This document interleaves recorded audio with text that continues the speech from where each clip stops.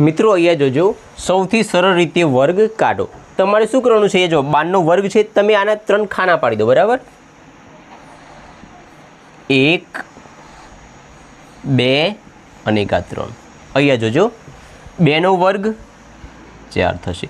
મિત્રો પછી આ 3નો તમારે ગુણ્યા કંઈ કરવાનો. બરાબર, 1 ગુણ્યા 2 ગુણ્યા 2 એટલે 1 2 2 2 દુ 4.